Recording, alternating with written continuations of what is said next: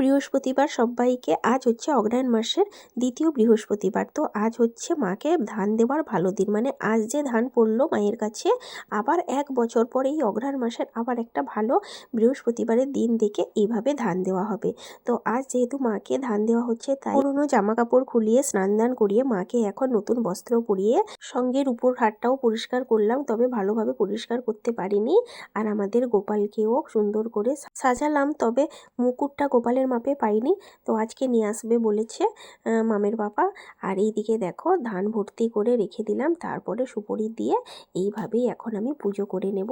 তো আমাদের এইভাবে নিয়ম আছে, তোমাদের কাদের বাড়িতে এইভাবে নিয়ম আছে জানিও।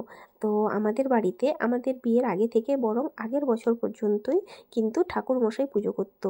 তো আমি আর দিদিভাই মিলে ছাড়িয়েছি ঠাকুরমশাইয়ের পুজোটা, বললাম আমরা বাড়ির বউ, আমরাই পুজোটা করব। তো সেই কারণে আমি দিদিভাই দুজন মিলেই আগের বছর থেকে নিজেদের হাতে পুজো করি। আর একটা কথা, এখনও আমাদের ঠাকুরঘরটা কমপ্লিট হয়নি। তোমরা তো মিনি ব্লগে দেখেইছিলে যে আমাদের ঠাকুরঘরটা এখনও কমপ্লিট হয়নি। তো আগের বৃহস্পতিবার কিন্তু ঠাকুরঘরে বসেই পুজোটা করব।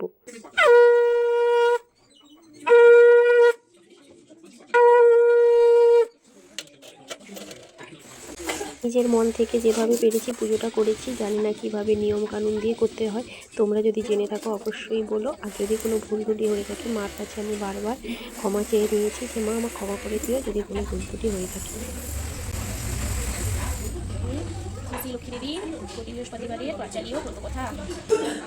দোল পূর্ণিমার নিশি নির্মল আকাশ, বিধুমন্ত বহিতেছে মলয় বাতাস। লক্ষ্মী দেবী ব্রাহ্মে লয়ের বসি নারায়ণ, কহিছেন নানা কথা সুখে আলাপন। হেনকালে মুনিবর আসে, হেনকালে বিনা করে আসে মুনিবর, উপনীত হইলা আসি বৈকুণ্ঠনগর। ভক্তিভরে যুগলতে করিয়া প্রণতি, কহিলা নারদ মুনি লক্ষ্মী দেবী প্রতি।